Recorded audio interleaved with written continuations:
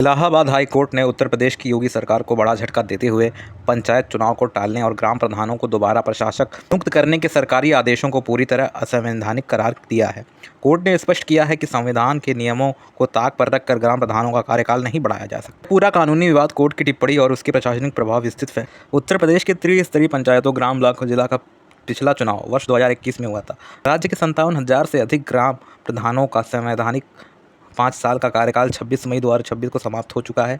चुनाव समय पर ना करा पाने के कारण उत्तर प्रदेश के शासन ने पंचायती राज विभाग को 25 और 26 मई को 2 शासकीय आदेश जारी किए। इन आदेशों के तहत निवर्तमान ग्राम प्रधानों को ही उनके अपने गांवों का प्रशासक नियुक्त कर दिया गया था, ताकि वे वित्तीय और प्रशासनिक काम संभाल सके। सरकार के इस फैसले को अरविंद राठौर और इम्तियाज हुसैन नामक याचिकाकर्ताओं ने इलाहाबाद हाई कोर्ट में जनहित याचिका यानी PIL के जरिए चुनौती दी। याचिका में कहा गया कि कार्यकाल खत्म होने के बाद प्रधानों को ही दोबारा कमान सौंपना गैर संवैधानिक है। न्यायमूर्ति सिद्धार्थ नंदन की एकल पीठ ने इस मामले की गहन सुनवाई की। कोर्ट ने सरकार के इस कदम पर गंभीर आपत्ति दर्ज कराई। कोर्ट ने कहा कि भारतीय संविधान अनुच्छेद 243E और 243K के तहत पंचायतों का कार्यकाल केवल 5 वर्ष के लिए तय है।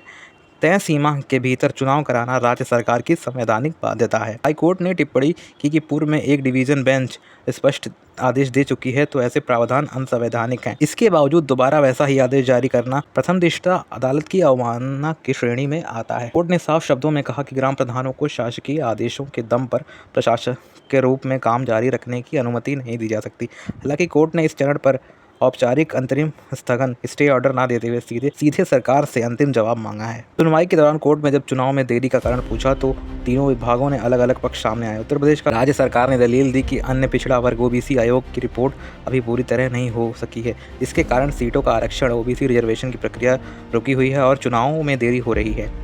इसके उलट राज्य निर्वाचन आयोग ने अदालत को बताया कि वह चुनाव कराने के लिए पूरी तैयारी से तैयार है। आयोग 10 जून 2026 को ही राज्य की संशोधित मतदाता सूची प्रकाशित कर चुका है।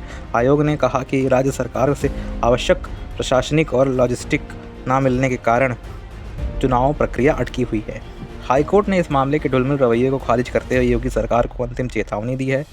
कोर्ट ने राज्य सरकार को एक अंतिम अवसर देते हुए विस्तृत हलफनामा एफिडेविट दाखिल करने के लिए निर्देश दिया है।